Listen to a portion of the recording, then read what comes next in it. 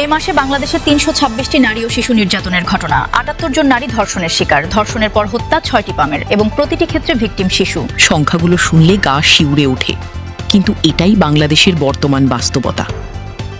মানবাধিকার সংস্কৃতি ফাউন্ডেশন বা MSF তাদের সর্বশেষ মাসিক জেন্ডার ভিত্তিক সহিংসতা মনিটরিং প্রতিবেদনে এই ভয়াবহ চিত্র তুলে ধরেছে। আজকের ভিডিওতে এই প্রতিবেদনের পুরো বিশ্লেষণ, কোন ধরনের সহিংসতা কতটা বেড়েছে, নতুন কী ধরনের হুমকি তৈরি হচ্ছে এবং বিচারহীনতার সংস্কৃতি কেন এই সংকটকে আরও গভীর করছে, সবকিছু বিস্তারিত বলবো। MSF এর প্রতিষ্ঠাতা সভাপতি অ্যাডভোকেট সুলতানা কামালের স্বাক্ষরিত এই প্রতিবেদনে দেখা যাচ্ছে, চলতি বছরের এপ্রিল মাসে নারী ও শিশু নির্যাতনের ঘটনা ছিল ৩১২টি। মে মাসে সেটি বেড়ে দাঁড়িয়েছে ৩২৬-এ, অর্থাৎ এক মাসে ৪.৪৯% বৃদ্ধি। কিন্তু সামগ্রিক সংখ্যার চেয়ে আরও ভয়ঙ্কর হল ভেতরের বিশ্লেষণ।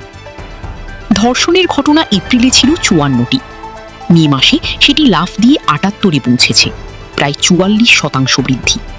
এটা মাত্র এক মাসের পার্থক্য। দলবদ্ধ ধর্ষণের ঘটনা ১৪ থেকে বেড়ে ১৬ হয়েছে।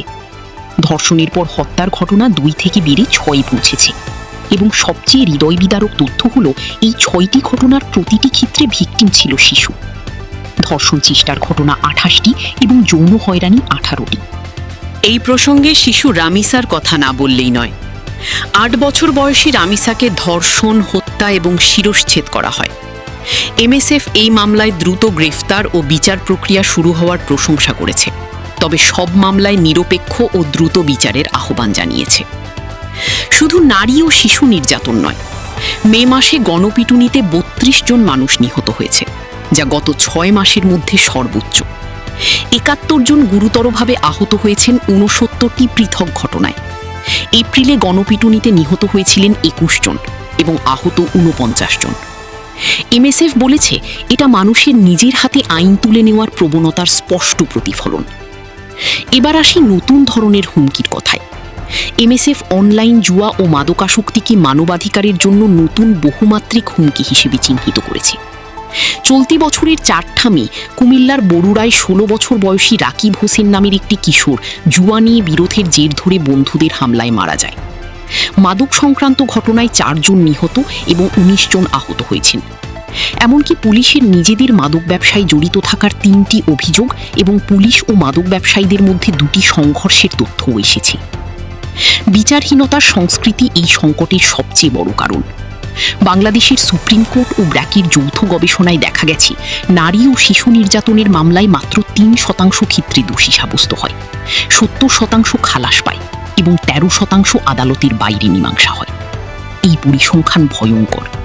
যখন একজন ধর্ষক জানে যে শাস্তি হওয়ার সম্ভাবনা মাত্র ৩%, তখন অপরাধ করতে তার কোনো ভয় থাকে না। ভারত বাংলাদেশ সীমান্তেও চিত্র ভয়াবহ। মে মাসে সীমান্তে ৪ বাংলাদেশি নাগরিক ভারতের সীমান্তরক্ষী বাহিনীর হাতে নিহত হয়েছেন। ৩ জনকে গুলি করে এবং ১ জনকে নির্যাতন করে হত্যা করা হয়েছে। এছাড়া ১ জন জেলে এবং ১ জন অজ্ঞাতনামা নারীর মরদেহ সীমান্ত এলাকা থেকে উদ্ধার করা হয়েছে। সামাজিক কলঙ্ক নারীদের সহায়তা চাওয়া থেকেও বিরত রাখে। সরকারি জরিপ অনুযায়ী ৭০%-এর বেশি নারী সহিংসতার শিকার হয়েও কাউকে জানান না এবং ৩%-এরও কম আইনি ব্যবস্থা নেন। অধিকাংশই ভয়, লজ্জা এবং অপমানের কারণে চুপ থাকেন। অর্থাৎ আমরা যে সংখ্যাগুলো দেখছি, সেটা আসল চিত্রের একটা ক্ষুদ্র অংশ মাত্র। প্রকৃত সংখ্যা এর চেয়ে বহুগুণ বেশি। MSF-এর সামগ্রিক বিশ্লেষণে বলা হয়েছে, এপ্রিল থেকে মে মাসে বাংলাদেশের মানবাধিকার পরিস্থিতিতে কিছু সূচকে উন্নতি হলেও অন্যান্য গুরুত্বপূর্ণ সূচকে অবনতি হয়েছে।